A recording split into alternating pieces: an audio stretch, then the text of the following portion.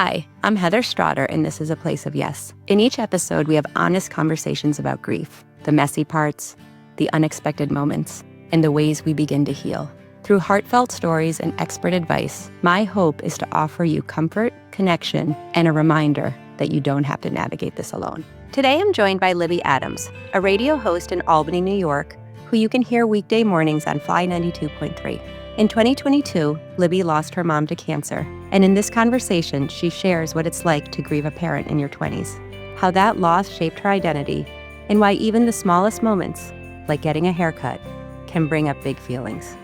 We talk about anticipatory grief, learning to feel joy without guilt, and the quiet ways her mom's presence still shows up. It's a conversation about love, memory, and moving forward without letting go. And I'm grateful to share it with you. So today's guest is Libby Adams, one half of the Fly Morning Rush on Fly 92.3, which is pretty exciting for me because I grew up listening to Fly 92. So it's just kind of fun. She was born and raised here in the capital region of New York. And like many of our guests, she is here because of loss and grief. Her mom passed away from cancer in 2022. And we're here to talk about all the things. So welcome to the show, Libby. Thank you so much for having me. I'm so excited. I always listened to Fly 92 growing up too. So that was my station too. I'm so excited to be here. I love listening to your conversations, and the beauty that has come out of your own loss. So I'm just so excited to be here and be chatting with you today. And I should mention for the audience, because this was very cool for me. We have a mutual friend, Mhm. Allie, who was on my show last season, I think. And I've known her for so long. She's such a dear friend. And she had sent me a screenshot once that you were like, "Hey, how can I talk to Heather Strotter from A Place of Yes?" And I was like, it was like my moment where I was like, "Oh, that is so cool. Someone I Uh-huh. don't know is listening to the show." So Yeah. so I had a little like It was moment. so funny. I was kind of a distant observer a little bit, obviously, following along with your foundation and your story, and then ultimately your online presence now with the podcast and everything. And I was like, you know what? I'll talk to anybody about grief. Anybody who will listen to me, I will talk about it. And I just love that. I found so much admiration in people who have done exactly this and found a space online or in community to talk about their grief. It's been so helpful for me to hear other people talk grief. So I was like, how do I get my hands on Heather? How can I do it? I Yeah. was so excited to be here. No, well, I'm thrilled that you're here, and we'll get right into it. And you said something just there that I think is a great place to start. You talked about, talking grief. And it's so funny is not really the word, but it's such a unique way to wrap your head around grief, right? Because I think, and I'm older than you, but like when Jake first died, I was 35. It was 15 plus years ago. And it just it felt so isolating and alone, and it felt like something you didn't talk about. So I think the early part of my grief journey was just, Brian and I, my husband, like we shared it, like my family and friends, but it wasn't the world that it is now. And there's so much that I think is so positive about these conversations, like not Mhm. just because I'm having them, but because there is a platform for it. So I love and I'd love to hear what it's like, 'cause so you lost your mom 3 years ago, right? 3 years ago in December? And you were 27 years old. I'm imagining that that was heartbreaking in and of itself, right? Like, the loss of your mom's heartbreaking, but then to lose your mom at a young age. How has it been going through that, and how has that helped you? I just think of, like, the beginning of your journey, right? Like, your first 3 Yeah. years, you're in it, but you're also still kind of early in it. Oh, yes, very much so. How has being able to talk about it, how has that helped? Yeah. So I'll start by saying this. My whole life, and this might sound a little weird, I was afraid to lose my parents young. I am the youngest of my siblings. I have a brother and two sisters, and my parents had them when they were much younger, and then they had me when they were about almost 40. And, in the 90s, I was like this bonus baby, and my parents were the oldest of my friends. All my peers, their parents are so much younger than my parents. And my whole life was drilled into me over just conversations and comments that were made that my parents were old. And that was so ingrained in me from such a young age. I remember even, when I was young, being afraid at night to go to bed because I'm like, "You're gonna be 60 when I'm, 20." And there was all this big conversation around losing my parents young. And sure enough, in my mid-20s, my mom gets sick. And I was like, "Oh, no, no, no. And then before I know it, I'm looking my lifelong biggest fear in its face. And, I'm watching my mom get sick. I'm watching the strongest person I know turn into this frail, sick woman, just a version of her I never saw before. So the dynamic of the fear of losing my parents young coming to reality is something that I still almost can't believe. And I still, and people lose parents far younger than I was. I got so many amazing years with my mom. I lived with my mom during COVID. I spent a lot of time at home. I had parts of my relationship with my mom that my other siblings didn't have, just given my timeline and where I was in life. Um, but the second you lose your mom at any age, but I don't know what the threshold is, but below a certain point, your mind immediately goes to all of the things that she won't be there for. And I think that has been the hardest thing about being so young is you're always a motherless child no matter what age you lose your mother at. But there's something about, big milestones in your life not happening yet. I hadn't gotten married yet, or I'm still not married. I haven't had kids yet. So there's all these things that you just by default think that your mom is going to be there for. And all of the sudden, the possibility of that being gone is earth shattering. You don't even know how to take the next step. Um, so I think having to wrap my head around going through moments like that and you know, going through new chapters of life without my mom is definitely the hardest part of that. When it comes to talking about it, I'm a talker. I'm very comfortable in therapy. I'm very comfortable sharing my feelings. Some people could say I'm a professional talker given my line of work. Um, but sharing my experience, talking openly about the raw, scary, untalked about details of grief has actually been very helpful for me. Whether it's in a formal setting, like I said, in therapy, or with friends who I share grief in, or with my family. And my family has always been very open. We are sharers, we're talkers, we're extremely close. So I think knowing that that was the foundation of my family and how we communicate with each other, talking about grief was my only option. Talking through it was the only way I was going to survive. You touched on so many things that I wanna, like, kind of circle back to at some point, but I actually wrote down as you were saying it, you know, it's fascinating to me because I spend a lot of time thinking about this, and while our stories are different, this some of it is very similar, and you talked about, when you had to face your biggest fear in the face, like, when you had to look at it, and I think a lot of parents would say this, and certainly like, once you become a parent, you're like, "Oh my god, what would" like, all the cliches are kind of true, like, "I've never known love this big," you never know that you could, and then what if something happens, and I never wanna say that those fears are unfounded, you know what I mean? And I imagine when you were a kid too, like, people say things to you, so you're like, "Oh my god, what if my parents do die?" They're older, but there's Right. always a piece, or at least with me, there's always a piece that, "Well, it can't happen to me." And then all of a sudden, when it can happen to you, for me, it's like the floor, like not only the fact that I lost Jake, but the entire foundation of my life sort of shattered, right? Because when the Yeah. biggest fear comes true, then it's almost like you don't know what else to trust. Oh my gosh. Yeah. Like, Yeah. do you like, does that yeah. Totally. Oh my gosh, that's such a good way to describe it. And I always say, grief feels like one day you wake up and you don't recognize yourself or your surroundings ever again. And Ever that's again. pretty much what it is. And I always say everything about my life is because who my mom was. She instilled such a deep faith, a deep persona, a deep connection with me that there is no me without my mom. Of course, she's the one who brought me into this world, but just every bit of who I am is because of what my mom shaped me into.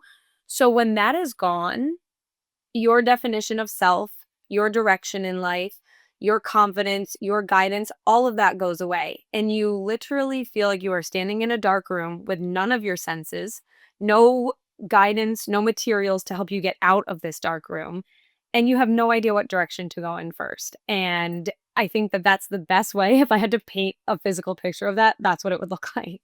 Well, it's true because it's like everything you think you know in the world in a split second is different, and it's not even I always feel like grief is like it's all these different pieces of the puzzle, right? Like, it's the and I guess before I lived it, I thought grief was just missing the person who passed, but it's all those other pieces, right? It's like the pieces in yourself, the pieces in the life you thought you were gonna have, the moments when you wanna pick up the phone and call someone and you can't, the moment when you thought it would never happen, but it did, like, it just changes perspective. Yeah. You used a term, and I don't remember, I wrote it down, and I don't remember if it was in our first conversation or if it was in, like, the survey that you, like, filled out for me, but you used the term grief goggles, and I have never heard that before. I Mhm. thought it was so profound and, like, fascinating, and I'm kind of secretly obsessed with it. Now I warn the audience because 'cause I'm probably gonna talk about grief goggles for, like, the next 4 episodes. Yeah, I just think it's such this cool idea, right? Like, this idea that grief adds a whole lens to everything that you do. Mhm. And for me, like I kind of mentioned, like, it took me a long time to just, like, be present with my grief and to have it be I mean, now it's actually most of what I do, like, I run the foundation because my son died. I have these conversations because my son died. I write articles, to try and get published about grief and loss and living with grief, so it's I don't even really remember who I was before this anymore, but that it puts a lens on everything, Mhm. and I wanna bring that back to something else you talked about is, like, the milestone piece. So I imagine for you, you've got these grief goggles, Mhm. and it's like you can never take them off, Yeah. They're and they're very permanent. they're permanent, and I think about, when you talk about your mom, and we've kinda jumped into this, and I wanna kinda circle back a little bit about, like, when she got ill and all of that, but as you go through life now, are you how present is it with you? Like, do you still wanna, like, pick up the phone and call her? Like, does that still happen, or you know, are you hesitant? Like, I had someone on here once that was like, "Oh my god, I didn't even wanna get married because I didn't want her not to be there." Like, wanted to stop not only was the parent not gonna be there for the milestones, but wanted to, like, just not even have them anymore. How does all that feel for you now? If you've experienced grief, it changes form every day. And I always describe it as slippery. Once you think you have a grip on it, it changes shape and slips out of your hand. And I think that the answer to that question changes every day. And but what does remain constant is those grief goggles. So it could be a happy moment, a sad moment, a frustrating moment, and I always see it through the context of losing my mom. I always use this example when describing like the depths and the layers of my grief. The first haircut I got after I lost my mom, I sobbed. That day was one of the hardest days in my entire grief journey because not only was I the one, my mom was the one who I called and I would FaceTime and show her my hair. And sometimes it was this crazy color or something she didn't approve of, but I'd call her anyways. And she'd always give me a compliment, always have something lovely to say. And experiencing a moment like that has cut me the deepest in some parts. I think in my work in therapy and my work just becoming comfortable with my grief, a lot of that has come or been focused on acceptance. Acceptance that my mom is not here. Acceptance that my mom will not meet my children. Acceptance that I'll make new friends or start a new, career path or start new ventures in life that my mom will never know about. And I think I've spent a lot of time becoming comfortable with those big ideas. And it's those finite ones that kind of fall through the cracks that me or, have the ability to shock you. And I've always caught my grief feeling sharper in moments like that. And again, sometimes it changes every day, and sometimes I'm like, birthdays, for example.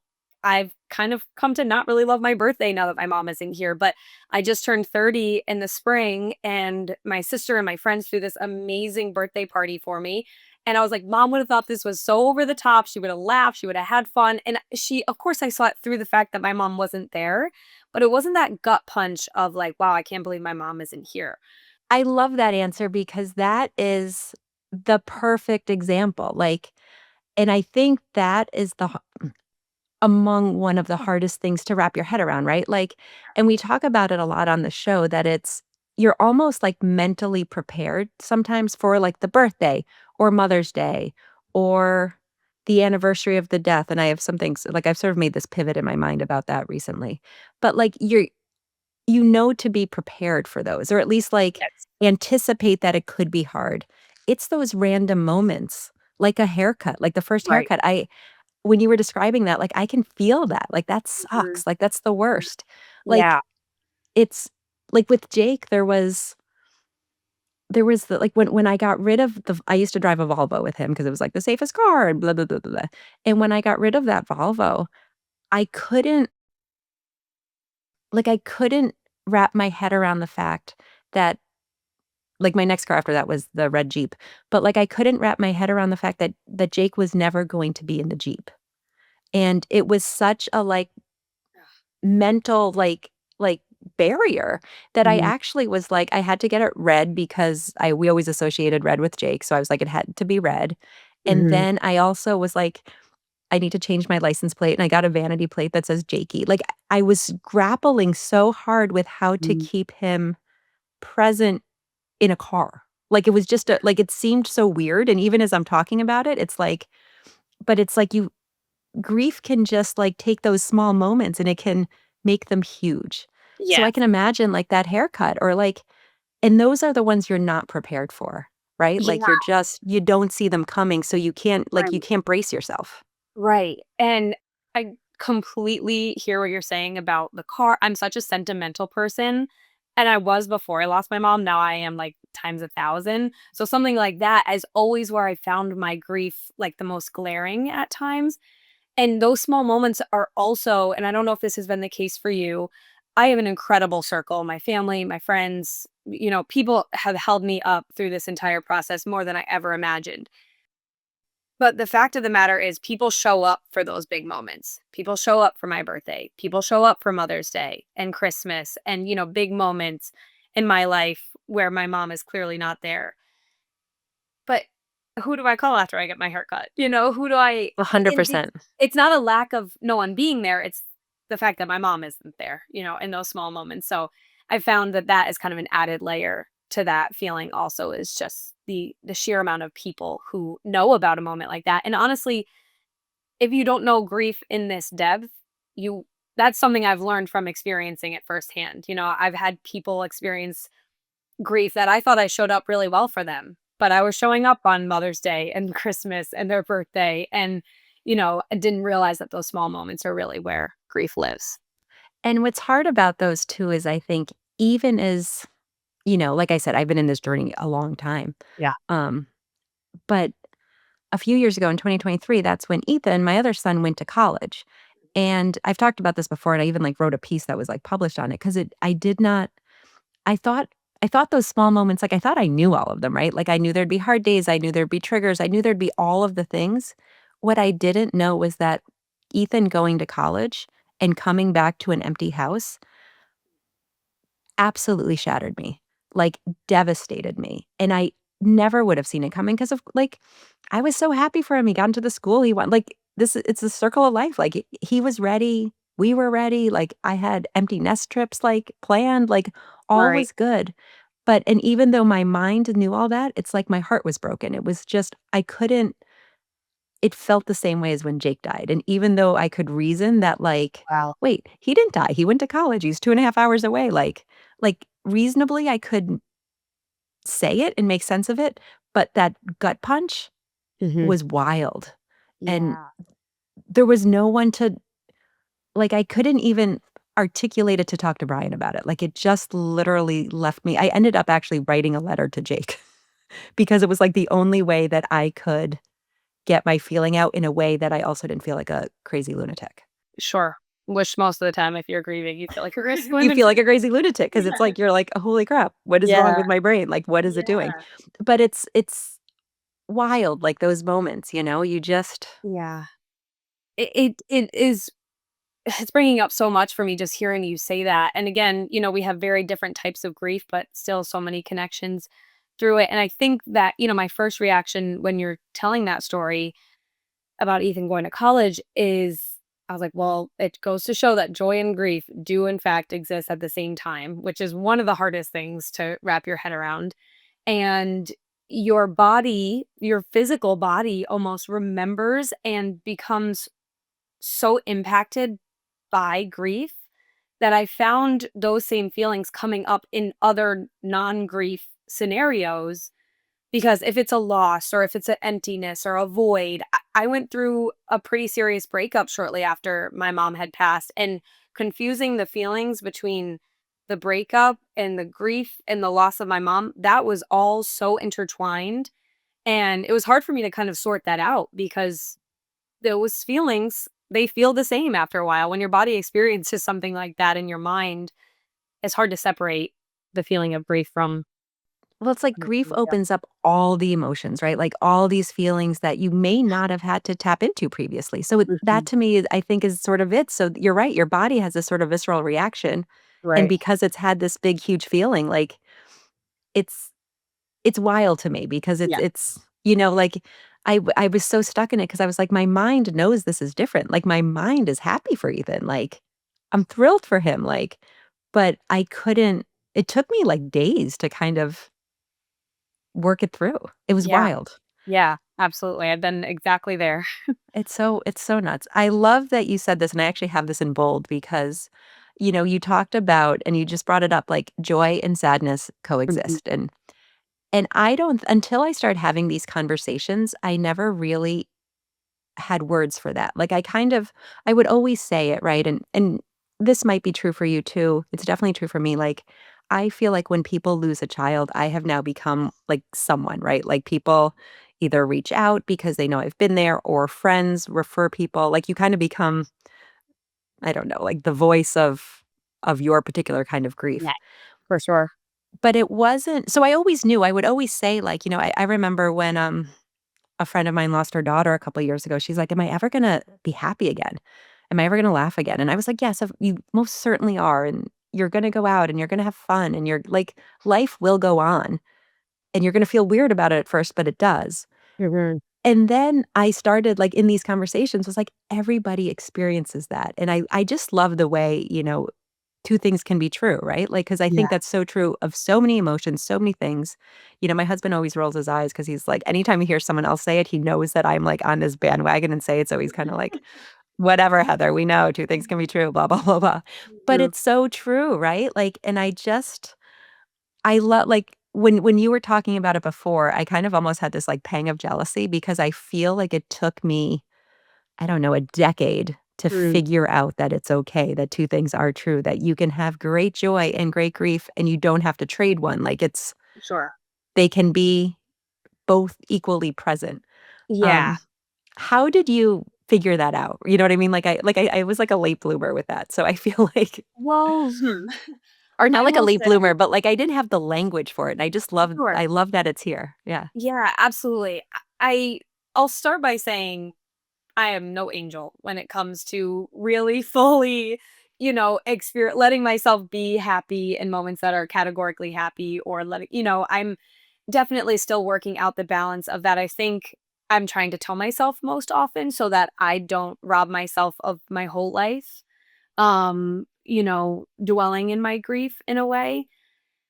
And I guess I will say that in the beginning, I remember my college friends and I always get together for New Year's, and it was 2 weeks after my mom had passed.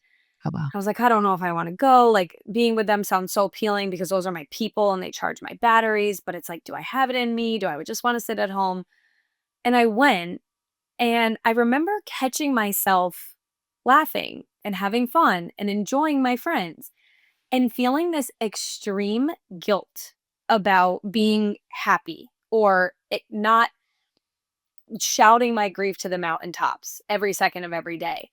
And in therapy, I talked a lot about that. And I came to realize that at that time, specifically in like the months and maybe year or so after my mom's passing, I felt a responsibility to the negative emotions that were tied to my grief to my mom because of a few things. One, those emotions were my last physical tie to my mom and her life here. The sadness, the mourning, the grief, the anxiety, the fear of her passing when she was sick, that was all so tied to the last chapter of my relationship with my mom. So Interesting. I felt a responsibility to uphold those because I felt like if I severed those emotions and let some of them go and allowed myself to experience real joy again, I was letting the last part of my mom go. That's one reason. And the other reason is that the loss of my mom is the biggest thing in my universe that has ever happened and will ever happen. My mom is and was larger than life. And I felt a responsibility to uphold the magnitude of the type of person that she was by being sad for so long, to prove to people that this is a big deal that she's gone. And it wasn't until obviously therapy and hearing my mom's voice in the back of my head telling me to get up and get Yeah. going. My mom was, if anything, a realist, and she wasn't a complainer, she wasn't a dweller, she was like, "Okay, what are we up against, and how do we deal with it, and how do we fix it?" She's very much problem solver, and I had this feeling, I'm like, "She's looking at me like, 'Get up and go, girl, like, you can't be I don't care, like, I'm good, Yep. like, go Yep. and do your thing.'" Um, so I think it was a combination of a few things, understanding that my relationship with my mom is so much more dynamic than, those last few moments or months when she was really sick, and feeling I kind of let go of that need to uphold that part of her, and I've leaned into now sharing moments that I love about my mom and the happy moments and funny memories, and I've found that people have come to me and shared more of those too Which is over the awesome. years instead of being like, "Oh, you must be so sad that your mom's gone." And instead, the conversation around my mom has turned into telling funny stories about her or, sharing her jokes or her one-liners, things like that. So I guess, yeah, I still feel so new in my grief journey, but I have really dedicated and committed to the idea of feeling all of it in every degree and every moment. So I think just spending time with it kind of helped me get to that point. I love that so much. I mean, I love a lot of what you said, and I wanna circle back to a lot of it, but I think this is a good place to kind of that's I hadn't like, it's so profound to me that, your connection with the sadness is because that's your last like, your last relationship with her, like, your last chapter, I think you said, like so, can you talk a little bit, if you're comfortable with, so your mom died of endometrial cancer, correct? Did I get that right? Yes.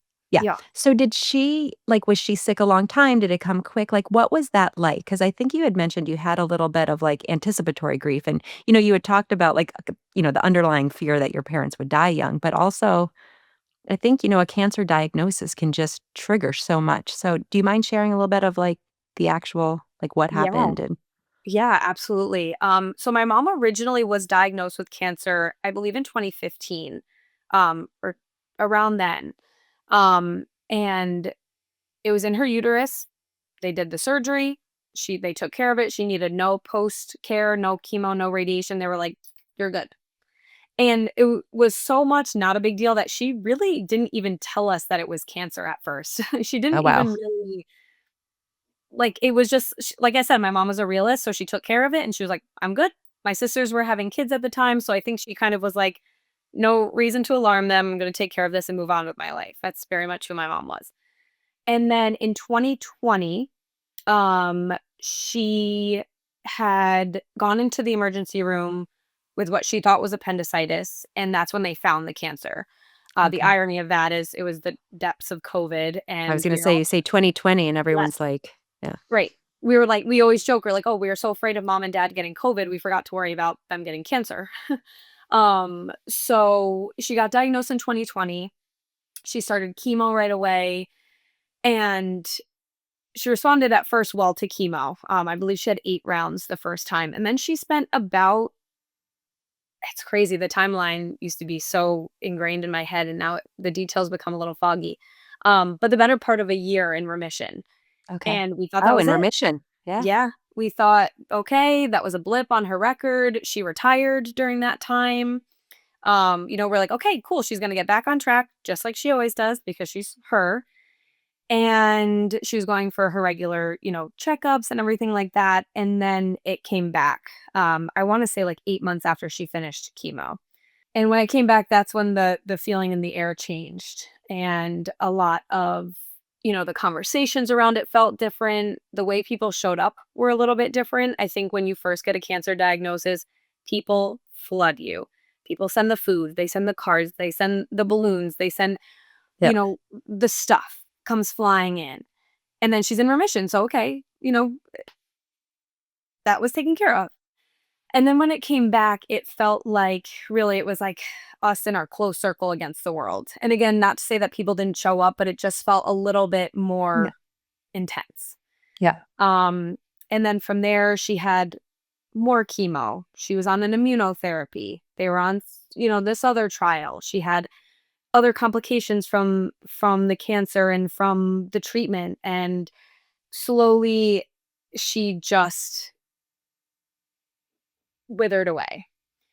Ugh. And in about November of 2022 was when she decided she didn't want to receive treatment anymore. It Okay. kind of got to the point where the treatment they were giving her was not helping the cancer itself, and she decided to stop. And that is really when the anticipatory grief kicks in, because there was always, especially given who my mom was, there was never anything that was gonna take her. There was never anything she couldn't overcome. And, I thought I wasn't gonna cry. I thought It's I okay. wasn't. No, it's hard. It's hard to Uh, relive those moments. yeah, It's hard because you kind of go back to them, and they feel so real. Like they feel like you're yeah, right there. yeah, and they become, a timeline, and then when you really think of what we were going through and what was happening, it's hard to relive it. But, she basically spent the next few months in, comfort care. She essentially, was on hospice for a while. They had, a nurse coming to the house for a while, but from there she deteriorated pretty quickly. Um, and as much so the anticipatory grief, when you get the cancer diagnosis, immediately you think of the worst case scenario. But the realism in you kicks in also at the same time. And it's like, we're gonna be fine. We're gonna get through this. She's gonna do what she's gotta do. This is gonna be behind We're us gonna one be day. okay. Yeah. Yeah. And I think that's a survival thing. I think your body kicks you into that so you can get through the next moment and the next moment for however long you need to. And the anticipatory grief came along with a lot of denial also. And I kind of put the 2 in very separate categories because anticipatory grief comes along with so much fear and so much anxiety about what are we gonna miss? When is it gonna happen? Am I gonna be able to do this before she goes? And, there's a point where I'm like, "Do I go to the courthouse and get married so my mom can be there?" Which good thing that didn't happen. My mom would hate that. Um, but, so anticipatory grief is a lot of confusion and fear and trying to make the next right decision, and you're looking around like, "What do I do?" And it's a lot of inaction, but the need to put a plan together. Well, I think as you said it, it's like you're living in this world, right, where it's like not if it's going to happen, but when it's going to happen. Yes. So then you almost falsely think that you have control, but you don't have control, but you're acting like you do, right? Right. You're like you said, like, well, I know my mom is likely not going to see me get married, so let's go get married. Like, Right. which aren't Oh my gosh, it's yeah. not rational, but it's like this it's a crazy feeling. It's almost Yeah. it's not worse than grief, but like it's a really uncomfortable place, I think. At least for me, like when you're living in that space. For sure. Because it's a mix of trying to be realistic and trying to be optimistic without being delusional. Yep. It's this weird mix. You really don't know how to react during it. But I will say, and I guess I call it denial, but I think it was maybe myself protecting me from the reality of it. And I think that allowed me to have somewhat of a normal relationship with my mom leading up to her passing. And I'm kind of processing some of this as these words are coming out, but I think about the night before my mom passed. Me and my family, my dad and my siblings were at the house. She was home and, we're just trying to keep her comfortable. And I had a new puppy at the time. And I was at the house and it was emotional and she didn't look good. She didn't feel Like, good. did you know, like, it was imminent, or did you weren't sure? Heather, I had no idea. And looking back now, I'm like, what? How did you not know? It was so bad. Like, and so my mom stayed very close to home the last few months of her life. I think that that's natural. Yeah. We've talked to a lot of hospice people about things like that, and they kind of, Mhm. turn inward Yeah. when they're near the end. So my mom stayed home a lot, and my mom also looked physically very different. She lost a lot of weight. Her hair was different. She wasn't this lively, bright, boisterous personality, and I think she was almost, like, embarrassed of that, like, she didn't want people seeing her like that. So Yeah. she kept close to home, which so did we, we stayed home with her, we didn't do much with her, and her deterioration happened right before our very eyes. So it was, like, so close to us, we couldn't see it, but other people see photos of her at the end and are like, "Oh my gosh, I can't believe that's your mom." That's And so I'm true though, right? Like, when you're in it, you don't see it sometimes though, because it's like it's a little bit like you just to some people, it just if they don't see it, it's, like, shocking. But then Yes. when you're in it every day and you just it changes, but not enough to see the big change, and you're just it's but then I can see that you look back and you're like, "Holy crap, how did I miss this?" But Right. So it's almost looking self-protecting too, right? Like, because you wanna absolutely. That's how I feel about that, like, my denial was protecting me, because like I said, back to your question about did I know? No. The last conversation I had with my mom, and looking back, I've become fond of this. At first I was like, I cannot believe that that's the last few things I said to my mom. But she was very quiet, not really all that responsive, like just so tired and so out of it. And I had to go home to let my dog out because I had a new puppy and I could only be there for so long. And it was getting late. I get up early for work. And I went to her bedside and I said, "Ma, I gotta go. I gotta go home and let the damn dog out." To which she laughed because she wasn't really an animal person. She thought me getting a dog was silly and dumb anyways. Um, so she laughed and I said, "I'll see you later." And she said, "Okay."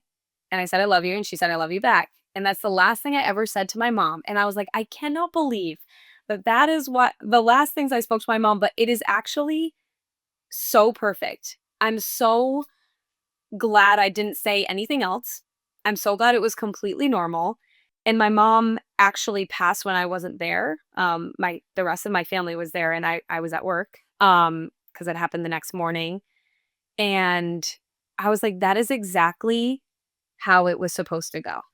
and I have to say I got chills when you said that, and because as a mother, right, like, you think about your own mortality when you have kids because you just think of not being there for them, right? Like, and I'm not projecting anything or trying to say anything like what your mom would think, but, like Right. but for her, like, that was her, like, chuckle because she's like, "Oh, she got a damn dog, and now she's gotta go do it," and then that was like this you don't want this big, profound, weeping, dramatic goodbye. You're going off to take care of your dog, then you're going to work, like, that's what a mother I'm not speaking for all mothers here, but you know what I mean? Like, I just feel like that's a really beautiful moment, Yeah, and it's wrapped up in mother-daughter, it's not wrapped up in mom is dying, like, it's not wrapped up in anything else. Do you know what I mean? Like, absolutely.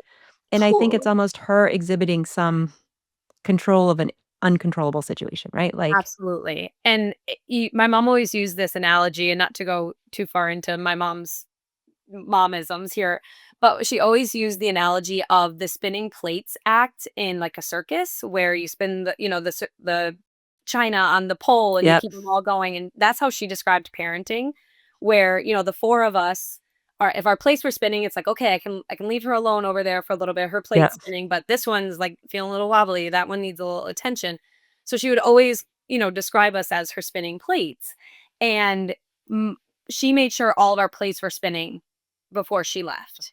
And there were so many details of that week leading up. My sister had COVID and she came the night, she was out of her quarantine period the night before. So she was able to be there from out of town and be with my sister. My other sister had just dropped her kids off at school and was there, and my brother was there. So she waited for us to be perfectly all in place as her final act of taking care of us to Yep. make sure that we were set before she went. And I've spent a lot of time thinking about that moment and reliving it, and I don't think it could be any more perfect.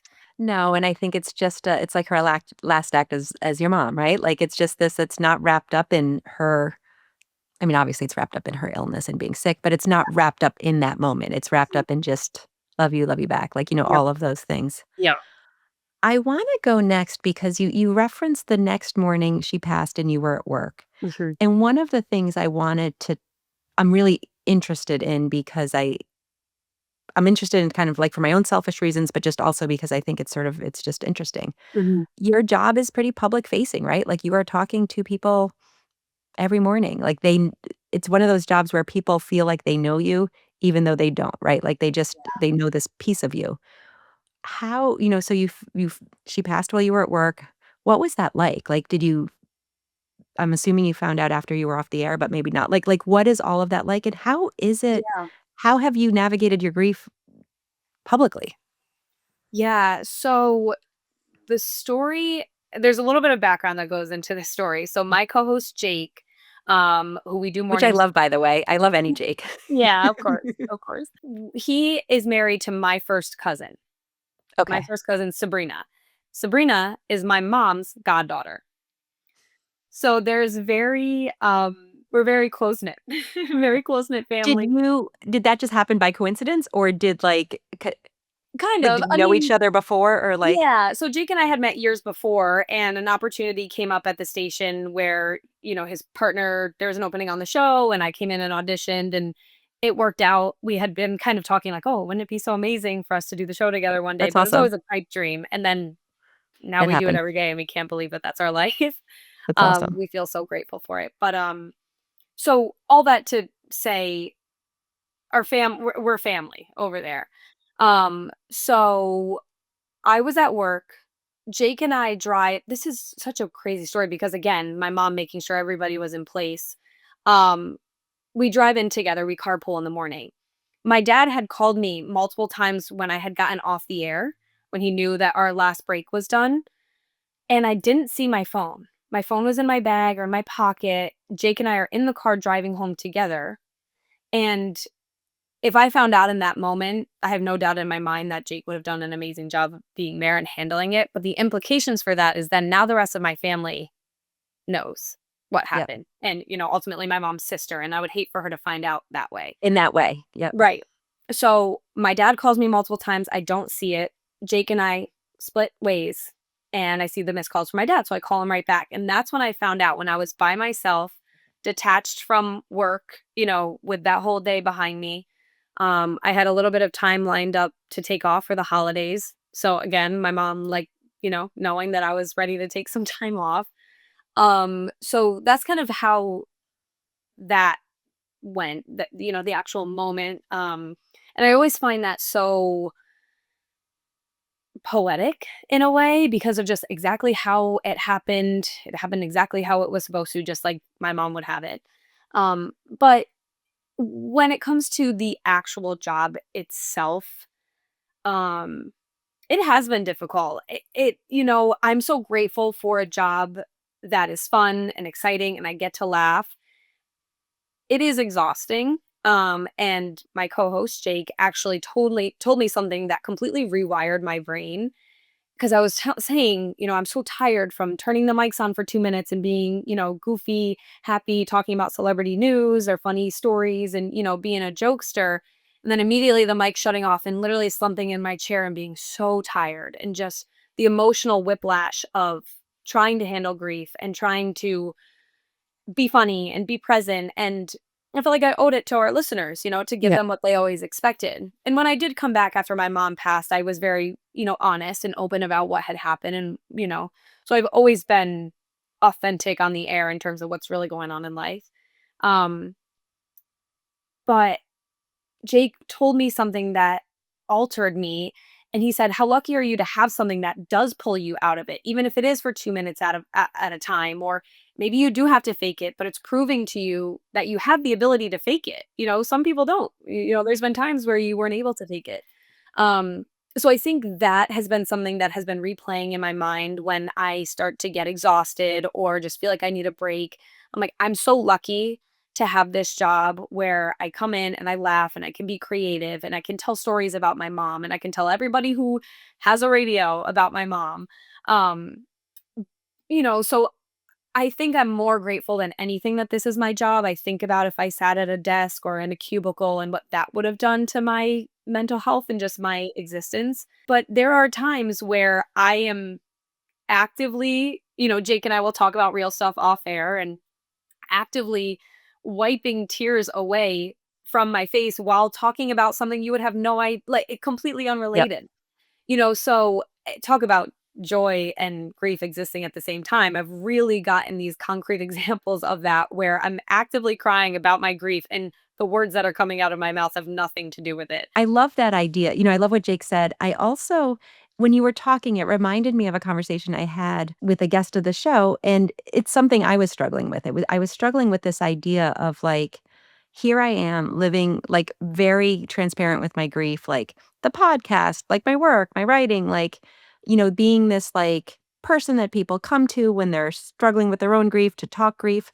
And I was having recently, like very recently, like in the fall, like I was struggling with this, like, I don't want to be a griever. Like, I'm kind of done now. I don't want to be a griever Mm, anymore. the Like, I same. was like very mentally like a 2-year-old. Like, I'm finished. I don't want to be a grieving mother. I don't want to be the voice for grieving mothers.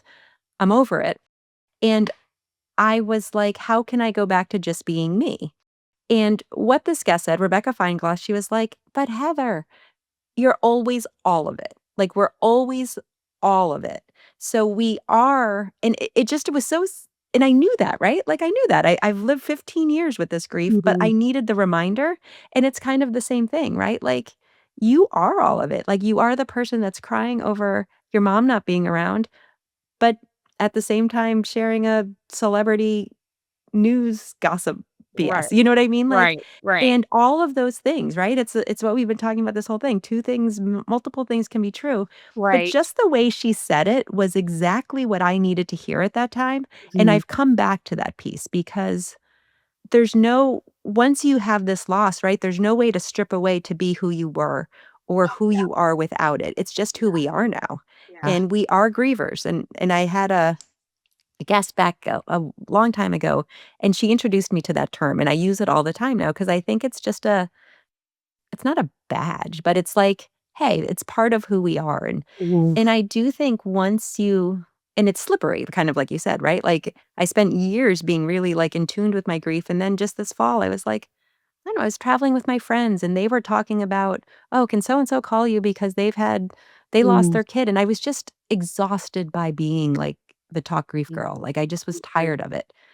But Yeah. now it was a reminder that I'm grateful for it also. Like, I'm grateful Sure. to have this community. I'm grateful that this is part of who I am. I'm grateful that I have these conversations, and we're all of it. And sometimes when you're and everybody's all of it, whether it involves grief or not, but, like, it was just a really nice reminder. So I kind of as you were saying that, I was thinking of that myself. Like, we can be and we are all of it, and it's part of our DNA now, right? Like, it which I know is not scientifically correct, but you know what I mean? Like, it's part of who we are. It's part of, like, the nature of who we are is we have lost people, and it's never gonna go away even when you wish it did, Yeah. but it's just there.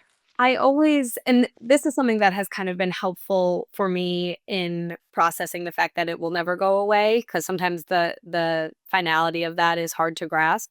I describe grief often as a privilege. And let me explain because people hear that and they're like, "What are you talking about?" Grief opens every emotion at once, like you said. It opens experiences that you would never have otherwise, good and bad. And it opens this door in life that you only experience in the wake of the loss of someone you love. It is the only way to get to those lessons, to that growth, to that, emotional experience. It is the one-way ticket there. Yeah. And if you have not experienced deep grief, not that you don't experience other forms of growth and, life experience as a whole, but I almost see it as like this badge of honor that you wear, that you went through absolute hell to get there, but you earned your right to this life experience. And I found myself, able to connect with people better, hear people's stories in a different way, be present for people who need it, and also just take on things in my life that I never thought would be possible, or conversations I never thought would be possible because I lost my mom. Would I trade my mom back for all those things? 1,000 times over. But in recognizing and accepting that my mom is gone, I've been able to realize and accept that I've gotten a lot of life experience out of this, and I have grown because I lost my mom. And that is a really weird thing to say, um, because you never think anything good comes out of losing, or experiencing the worst thing possible. But it is this club that you're in, and it's like this exclusive life experience that you get strictly from grief. It's so true, and, I've said this a couple times already, like, there's a few things you've said that have literally took me over a decade to figure out, so, like, kudos to you because, like, I didn't do therapy, I didn't do this stuff, I had to figure this out sort of, clunkily on my own, but Sure. it's so true, though, like, I have said this a million times, I'm a better person because Jake died, like, I'm more compassionate, I'm more in the moment, like, I have a better, understanding with people, like, I just am, like, a kinder, gentler version that Ugh. and, not that I was this horrible person before, but I just am, and I always say, like, I'd give $1,000,000 to, be who I was with my kid, Mhm. but you can't go back, so I totally 1,000% agree with you that there is a privilege and a gift that comes from this deep, deep loss. Yeah, Um absolutely.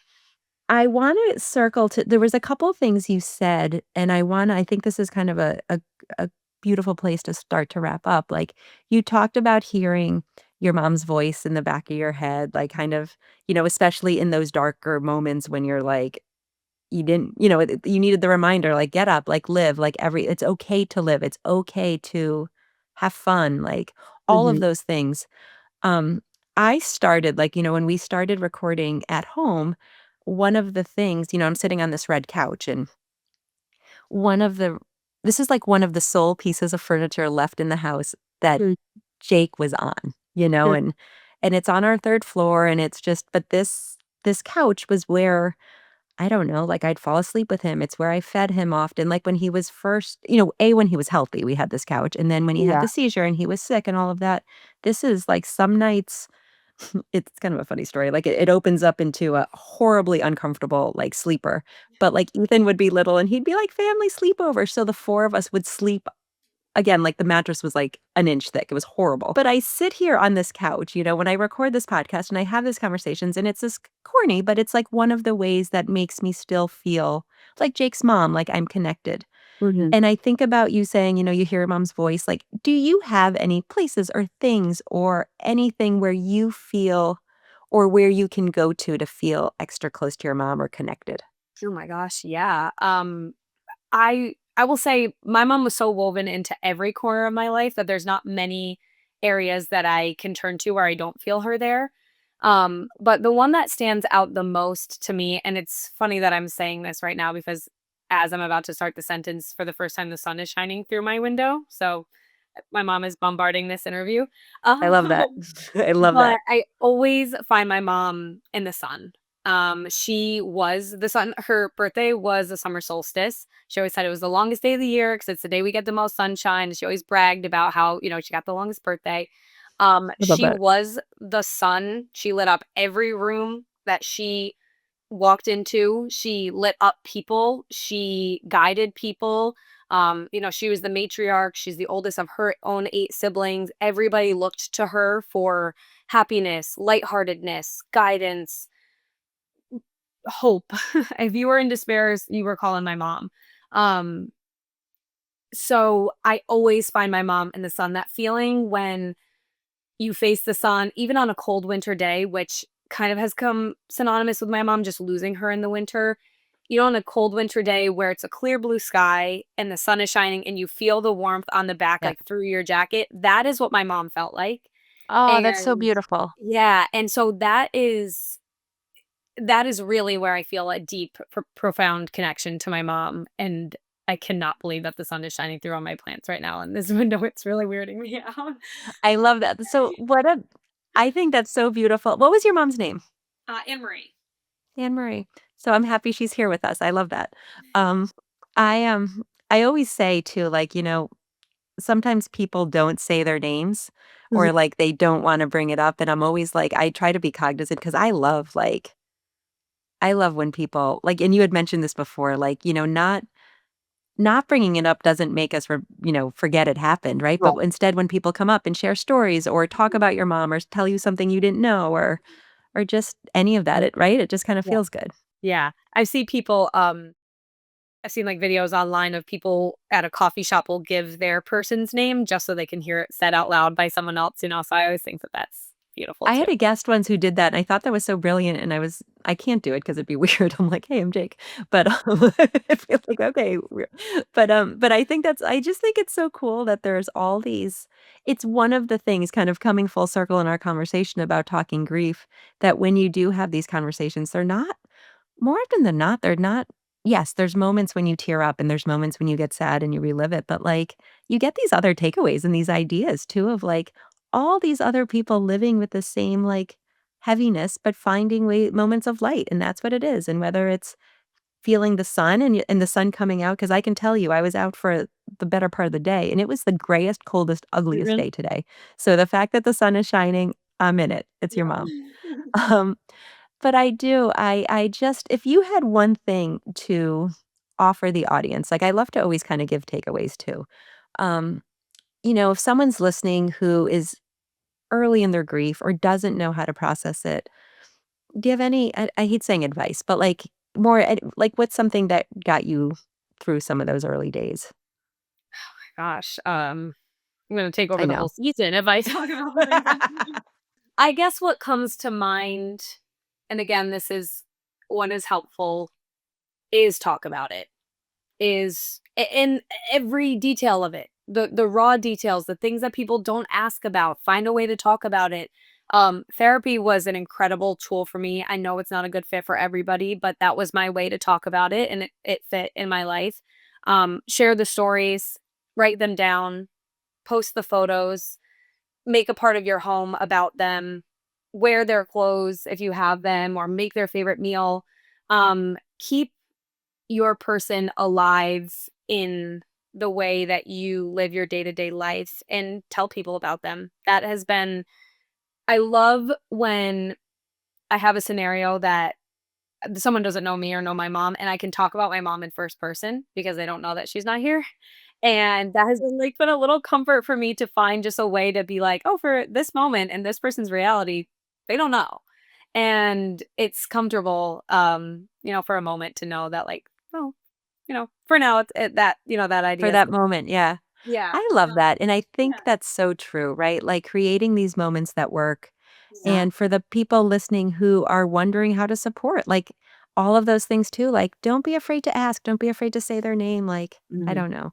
Yeah. It's how we keep going, and it's how we keep them present. Yeah, absolutely. And I have to say, I am, first of all, of course, so happy to be here and have this conversation with you, and I could, do this 10 times over with you.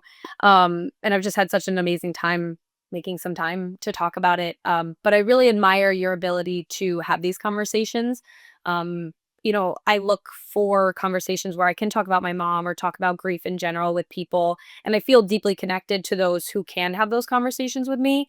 But that being said, I know how exhausting it is to take on other people's grief all the time and try to, feel for someone when you're like, well, I get it too. Yeah. So I just really admire your ability to host these conversations and welcome people and their grief and their hurt and their heartache in when you yourself carry that, that same thing. So I really admire that about you and thank you for Thank having. you so much. No, I've loved having this conversation, and I always feel this too. Like, I always feel like if I don't control myself, these episodes will be like forever long and no one will listen because who wants to listen to a, 4-hour podcast? Thank you so much for being a part of it, and I can't wait for this episode to go live. I know, I'm so excited. Thank you again, times a million. I will always remember this conversation, and thanks for letting me talk about my mom. Thank you for listening to A Place of Yes. I hope today's conversation brought you comfort, connection, maybe even a little bit of hope. If it did, I'd love for you to subscribe and share this episode with someone who might need it too. See you next time on A Place of Yes.